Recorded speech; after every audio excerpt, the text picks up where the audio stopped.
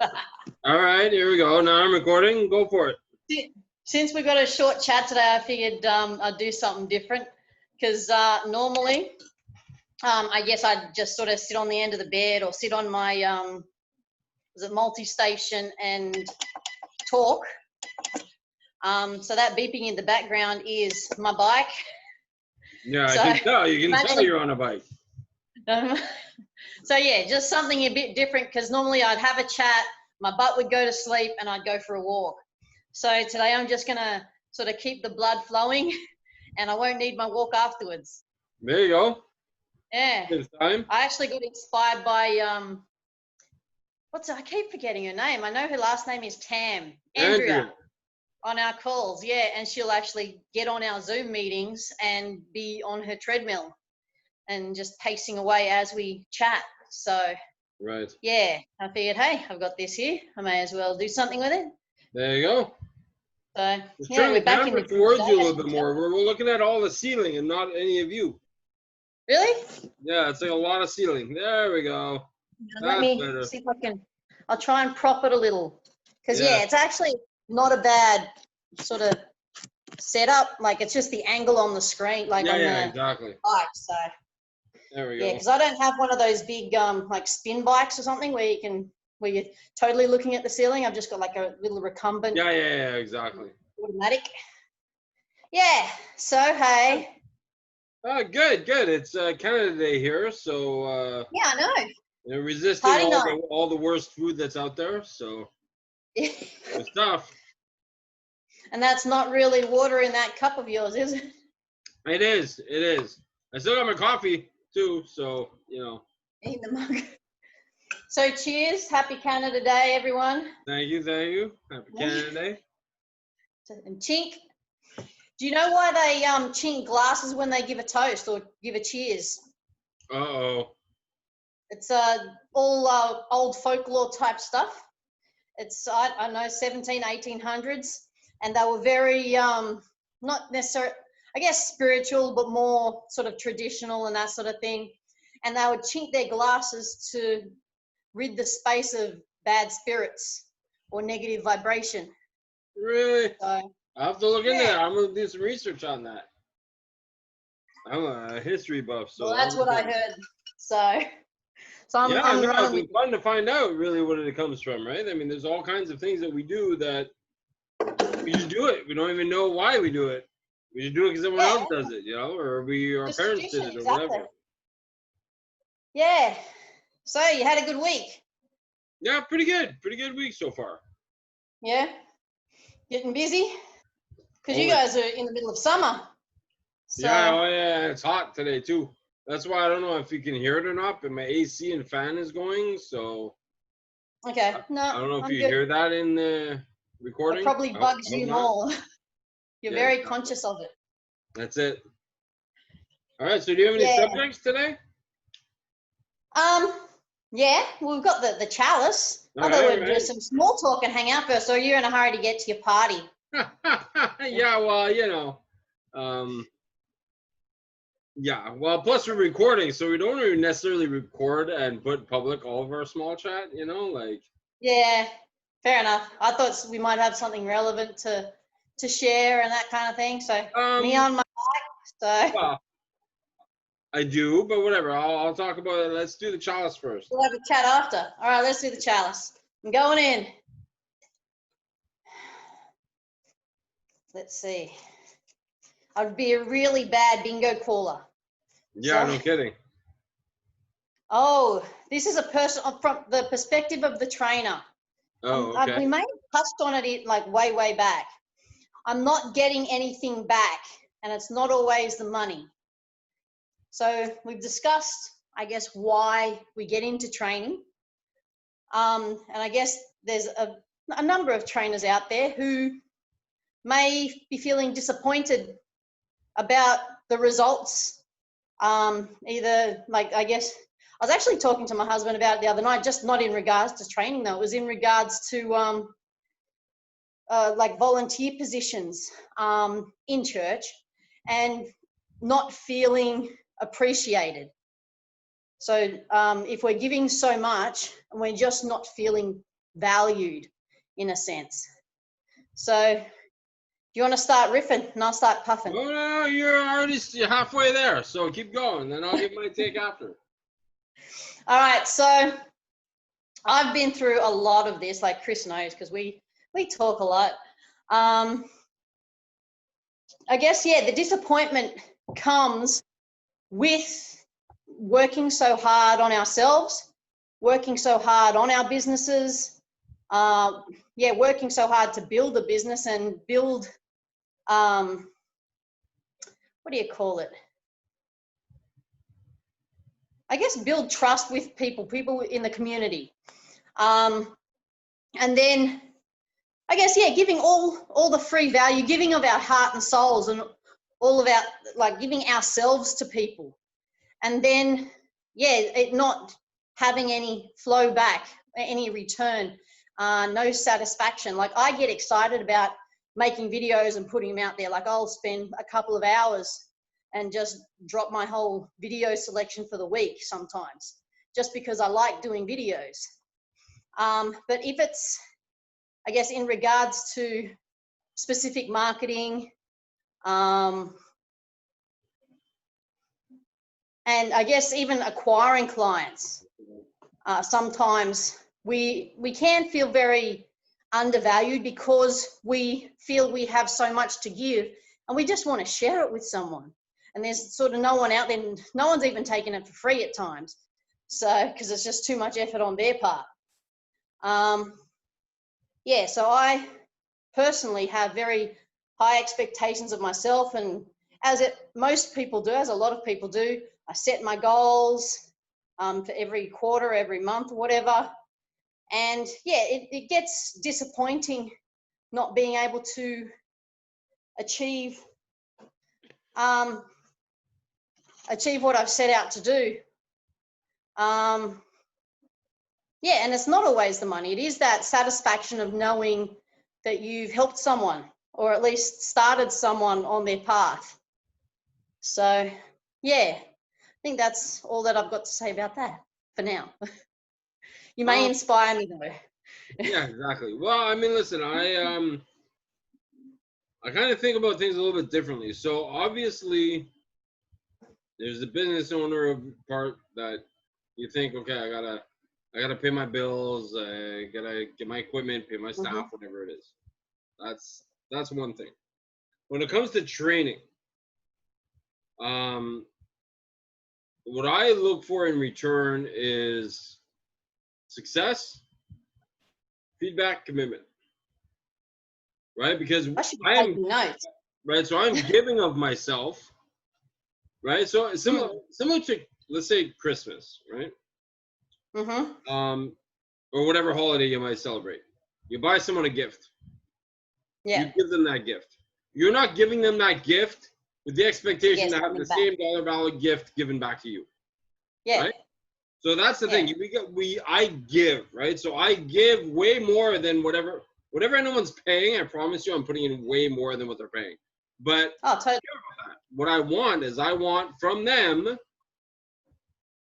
their success, their commitment, consistency. This is what I want.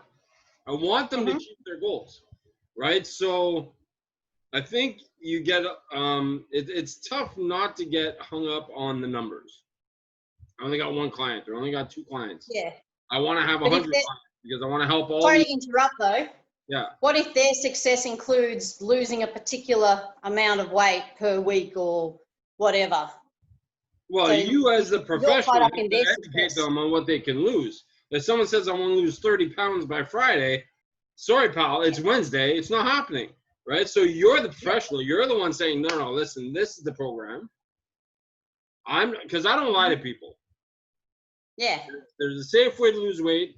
And if you want to lose weight and keep it off, it's going to take a long time. Right? You want to lose 100 pounds, guess what? It's going to take you a year. 6 months if you're like crazy.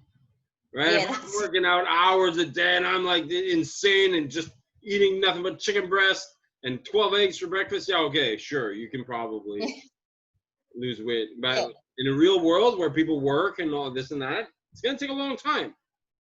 And as a professional, you have to guide them there. So you have to let them know, listen, this is how you're going to lose. So it is a success, right? Because, and this actually leads into one of the things I was going to talk about. So I was going to talk about setbacks, right? Where a lot of people face setbacks, a lot of people. Now, in whatever way, shape, or form, because it's all relative to our lives. Sure. So there might be a business setback, especially with COVID happening. It might be a health setback. So I have a client who blew her shoulder out. Wow. And was like so frustrated and practically in tears because working out, she loved it so much. It's empowering her like spiritually too, more than physically. And it's just, she needs it. She needs to be better. So obviously I can totally relate to that. Right.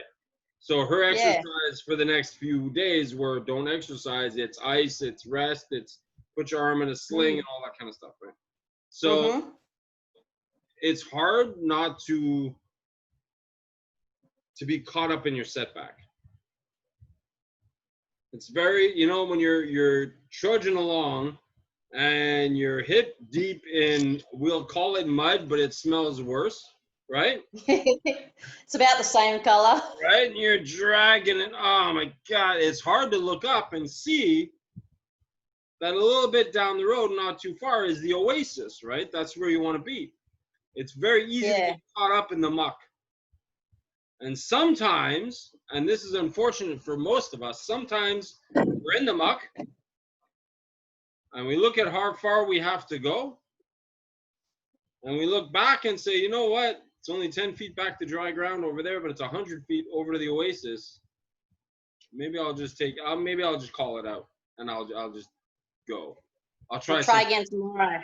I'll try Monday. Right. So long as we are taking a step forward in whatever it is, if you are trying to lose weight and you're trying to keep your nutrition down and you go to a barbecue and there's nothing but all the worst possible food there is.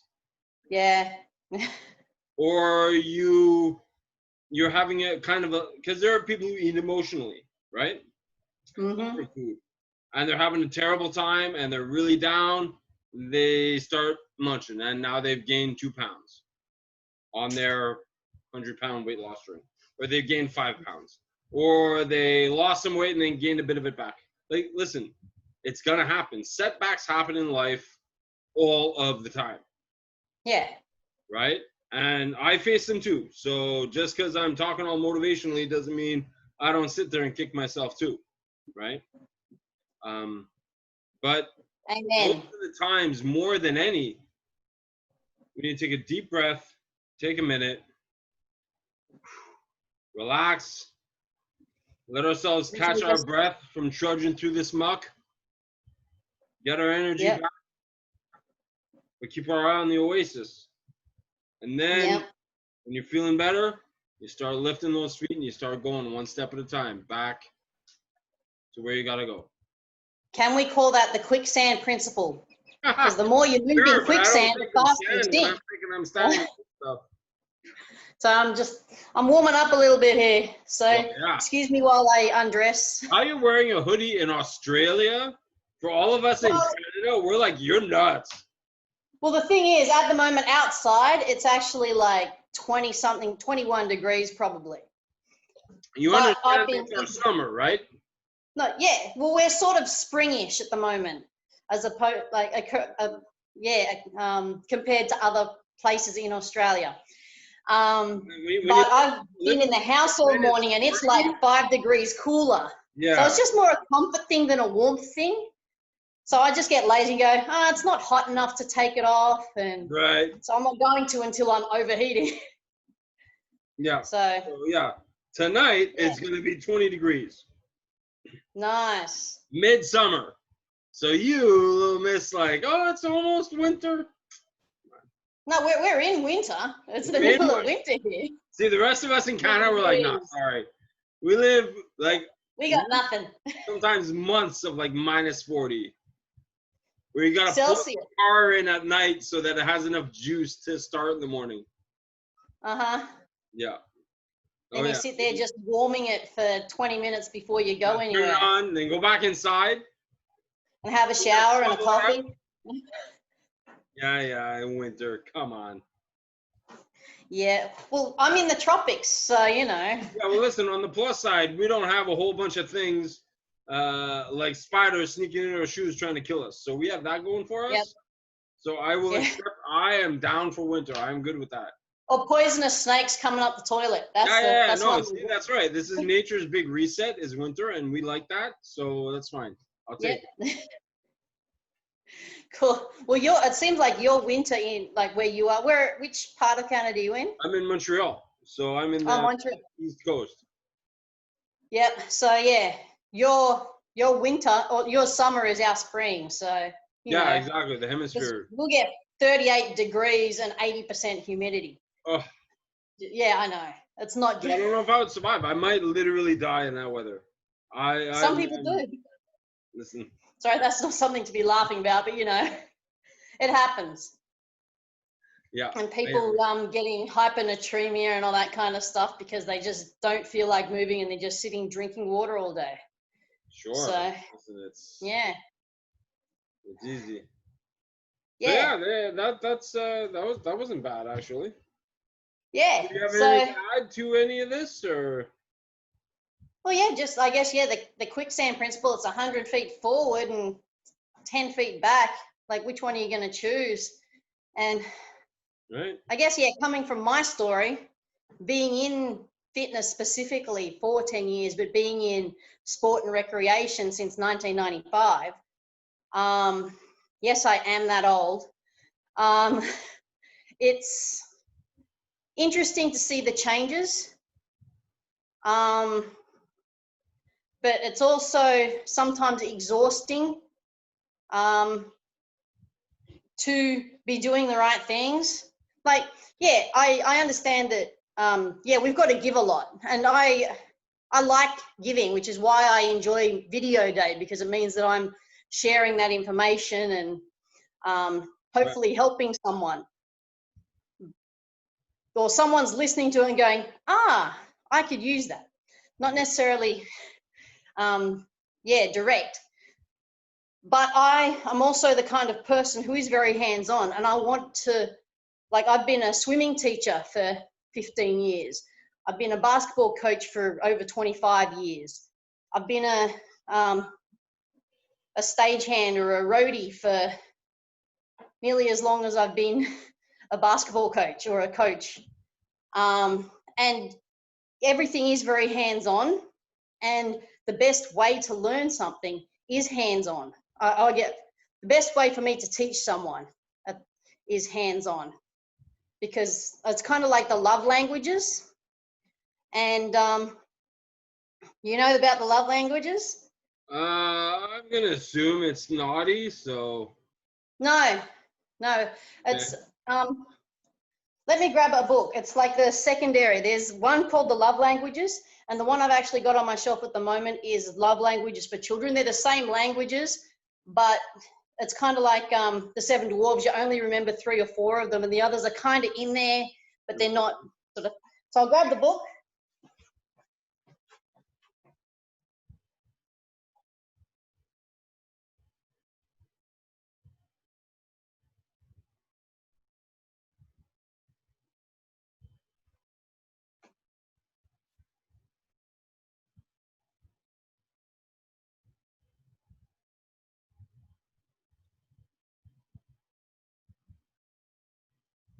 Okay, so here we are. Hey, what's up, everybody?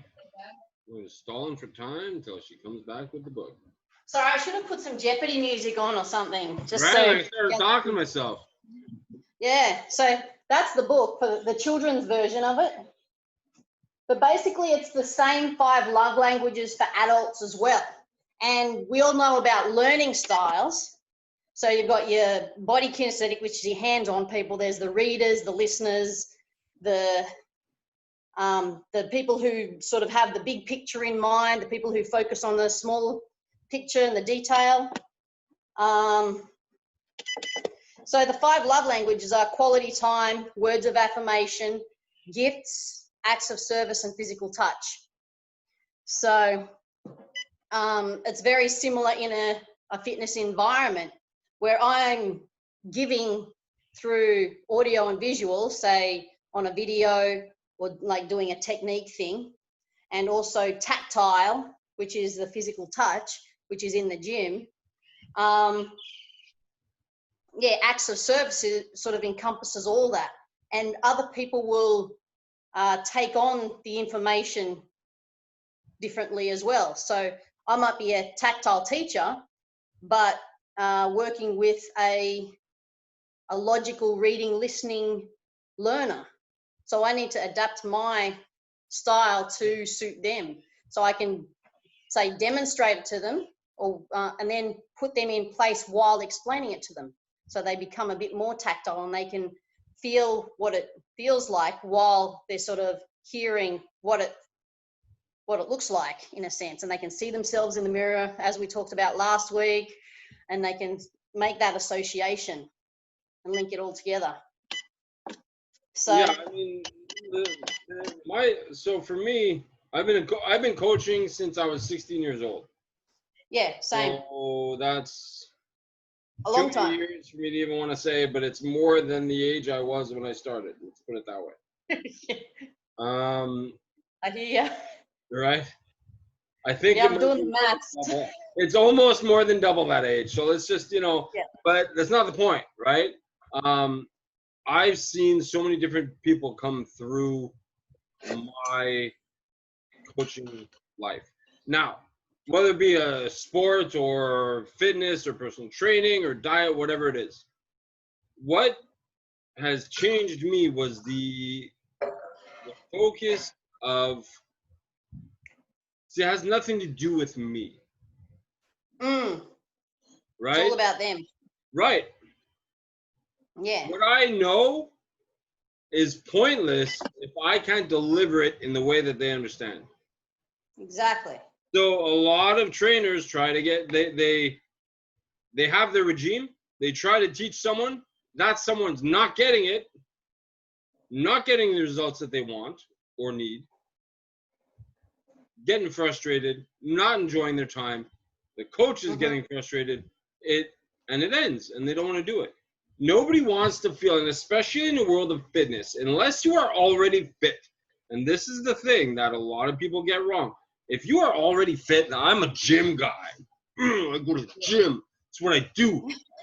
Some other trainer yelling at you and pushing you, you might respond to. Challenging you. Right? You might respond to that. Some guy screaming, one more guy. You might love that. That's what you need. Yeah. Most people, even people who are fit, even people who exercise regularly, don't want to be pushed that hard. Right? Yeah. So sometimes we as trainers need to understand their pace and step off the gas a bit. Yes, we understand that if I step off, it's gonna prolong how long it takes for them to get to their goal. We in our mind, we sat down and said, okay, we're gonna try to get this done in, let's say, 3 months.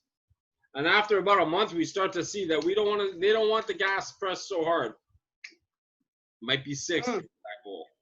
We gotta be brave and have that talk with them and say, listen, at the pace we're going, here's where we're at. We have two options. We go hardcore, or we keep going at this pace, which is fun and enjoyable, but it's going to take longer. So how do you, as the client, want to go about that? Because you're not serving, because here's the thing, right? Like, this is a service industry. Absolutely. So just like a waiter brings me food, or a chef cooks me a meal, I am bringing things to someone.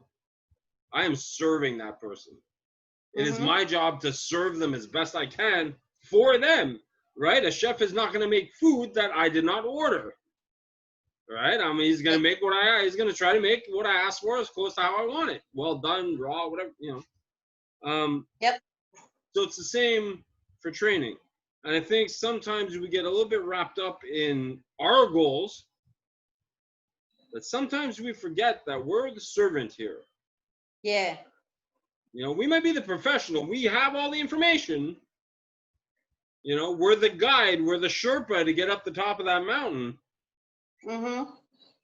But they're the ones we're taking to that mountain. So if they're not ready to go up that mountain on the steep side, we got to take them on the long side, right? You're going to go on the bunny hills. That's it. And I think that might help, kind of that refocus might help a little bit of that frustration feeling that you get, right? That feeling of, I want to help a million people. Well, listen, maybe they don't know. Yeah. You know? I'm learning how to back off a little. No, but you know what I mean? Like, just because something's free doesn't mean everybody wants it, right? That's not relevant. So I think for you, like, you want to present it in a, like, so that they know, because what they might be seeing when they see a free, especially when the fitness, right? So the fitness world is transformation and get a new life and do this and all, right? These are big things. These are big things, right? But if someone said, hey, you want to feel a bit better? You know? Yeah. Doesn't cost much, not too hard, you can do it. Maybe these people who really need it, that soft touch might be, you know what? Maybe I kind of do want to try. Like, I'll just try it, you know? And then maybe that'll kind of alleviate a bit of that frustration, because I think people are very, very much intimidated by fitness, and the people who need it the most are the ones who are the most intimidated by it. Absolutely.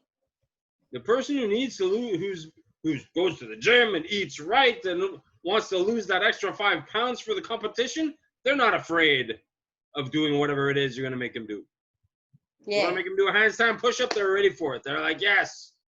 The person who needs to lose 100 pounds is terrified. Absolutely. Deer in the headlights. Like, totally. It's more than deer in the headlights. Yeah. It's like a deer in the headlights is like they're oblivious, right? This is like they see the truck coming, they know the truck's gonna hit them, and they're afraid to get hit by it, right? That's that fear they feel, right? This is for someone who needs to lose 100 pounds. You think about this. So let's say someone like me, okay? And I know this because I was 325. You were that guy. Right? Yeah. So being a guy who was easily 115, 120 pounds overweight, because I'm 6'3", so like the 215s are fine, right? So I was about 100. So you carry it well. Right. So I was 120 pounds overweight. I had to lose an entire other person. I had to lose you. Not quite me. Maybe me without an arm, but yeah. You're right. But you know what I mean, right? Like, I had to lose a whole person. Like, 120 pounds is a lot. And I was terrified of it, because to lose that weight means my life has to change. It doesn't mean I gotta work a little bit for a month. It means my life has to change. And it is terrifying. And I did it, but I had no one there to comfort me, and it was horrible. I'm gonna tell you right now, it was terrible. It was not fun. Yeah. But it can be fun with the right coach who's like, I got you. Fall into this big hug of arms that will keep you safe as we go through all this tumultuous, life-changing stuff. That's it. And we need to be that safe space. Right. So we got with just love, just like pouring love out. Right? Yeah. And like, let me help you. It sucks, guys. It's going to be terrible, but we can do this. Let me help you. Let's go. Like, I got you. Right? Yeah. And I think that alleviates that pressure on yourself, that feeling of not getting back. Listen, I have one of my clients, she's stoic. Like we joke around, right? But she's never like, oh my God, Chris, you're the best. I'm like, how was that? Was that good? And she'd be like, yeah. Like that's it, right? Like, stoic. Yeah. You're amazing. Right? Like, what does that mean, you know? But through that journey, I mean, and I asked her plenty, listen, you want to go a little bit harder? And she's like, no, I like this. And she said with the COVID, she took a big break. She went to stay with her family, and then they shut everything down, so she stayed there for like a month or so, right? And she came back and she's like, I need this. Like, I really need this. And it's not quite the validation, but that's like, the love is there. Yeah, she's feeling you. You're helping them. They're there every time you show up they show up. If they show up and every time you show up, they love you. That's why they're there. Yep. Right. And So I really like down that sometimes it's hard and sometimes people aren't grabbing it. Like, it's scary. If someone said, "Hey, Chris, listen, we'll give you a hammer and a chisel. You want to go build a house? You build it, it'll be yours. You can have it forever, but you got to build it." I'd be like, do I want to build this thing? I don't know. Just because it's free doesn't mean I'm ready to build it, right? So, I think it's just, again, trudge in the mud, deep breath. Yeah. Right? Open up. And I really like what you said before about, well, I guess in regards to your client, the stoic one, and the impact that we're having. So I think I may have talked about it a couple of chats ago when I was talking about my mom's funeral. And we don't know the impact we're having out there. Like, I might make a video, share a video on Facebook. Other people will share it around or like it or whatever. But we don't know what they're getting from it. That's right. So that's why I guess it's really good to get feedback. So everyone like and share this video. Yeah, for sure. But I think I'm just thinking, like, I'm talking to you now. I'm talking to you, man. I know. Yeah. Right? Don't let it get you down if people don't like your videos. It doesn't mean there's not someone there who wakes up every morning and is like this, waiting for a video. Yeah. I know. No. Right? And it's hard because you want to help that person. You wish you could see them and say, "Hey, I got you. Let's do this. I will help you through this journey, and we'll do it together. It'll be great." Yeah. It's hard. Like, trust me, I wish I could, like, have my time jammed full of clients. It'd be great. Yeah. But at the same time, I know that there are people out there who do like my videos. They just don't respond on the little icon. So, emoji. Of course. So I've had friends go, "Hey, I love your videos. Keep it up," like on the phone. I'm like, "Oh, really? I didn't even see that you'd seen." Like, yeah. Yeah. So sometimes it's nice to get that validation. But I also like what you said ages ago about, I guess, having the joy there. Like, you can either go hard at it for 3 months and just go solid and get the results you want in that time, or we can sort of take the windy path through the scenic route and enjoy the scenery and really, I guess, learn from the experience. Because that's another thing that a lot of people, including myself, I'm very hard on myself, in case you haven't noticed. It's finding the joy in the journey and making sure that, I guess, the passion and the love and the fun isn't pulled out of life because you want something so bad. So, well, you know, it's funny. So there, like, I do a lot of philosophy studies and stuff like that, you know, so I read a lot of these deep thinker guys anyway, that some of them are really great, and it kind of gets me to thinking a little bit, right? So let's say, for example, you woke up tomorrow and your end goal was handed to you. Boom, there you go. Like my life purpose goal thing. Right, the thing that you are striving to go get. Right, that thing that's on the horizon is, whoop, it's here now. You haven't walked on any of it. It's just up in your lap. I'll be like, what now? Well, it's not just that. It's gonna be business. So you're gonna take it and you're gonna manage the business and you're gonna do this and you're gonna run your schedule and you're gonna work it like it's a job. Yeah. Instead of falling in love with doing this stuff to the point that you just like doing it. Like, that's just what you do, right? And believe me, it's hard. It's not easy. But so think about it this way. If you were to have a dream, right? So think of this as a thought experiment, right? So you have a dream, right? You fall asleep, and in that dream, you live an entire life's worth. So 75 more years, because we're that young. 75 more years. Sorry, what was that? Every pleasure you could possibly imagine, every great thing you've ever wanted happens, Everything is just rosy and peachy and it's fantastic and everything's great. And you wake up from that, go like, whoo, that was amazing. Man, tell me about it, that was great. And then you have it again. Oh man, that's amazing. Wow, this is great. Now you're gonna keep having these dreams, right? Everything's perfect. Eventually, you're gonna know everything that's gonna happen. Because everything's perfect.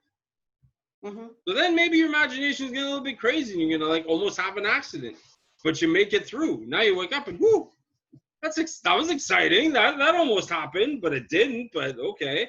And then you're gonna dream again. Your mind's gonna get more adventurous. Then you're gonna fail at something. It's not like, wow, that was crazy, right? And then all of these things start to happen more and more and more to make your life more unpredictable because it makes the dream more interesting.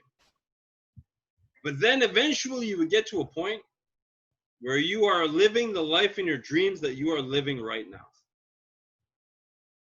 Yeah. Right? Yeah. So it's not, life isn't perfect. Life is hard. And we have to struggle and we got to look at that schlop and we got to trudge our legs through it and keep our eyes on the oasis and never give up, because that day will come, right? And it doesn't matter how much you've walked before. That's not relevant, right? That's you learning, right? Yeah. You are who you are for everything you've passed behind you has made you who you are. So be proud of who you are. Look in the mirror and say, yeah, I'm awesome. Lift up those feet, keep trudging until you get there, because you will. And listen, it sucks because some people, they got mud that's this deep, they put half their toe in and then they're out and it's fine, right? And some of us are in hip deep, which seems like forever. I get it. But for all of us, that oasis is there. That's deep, man. It is. I think we'll finish there for this week. Happy Canada Day. Happy Canada Day, everybody. All right. Always a good time, Chris. All we right. will see you again. Have a good week. You too. Bye.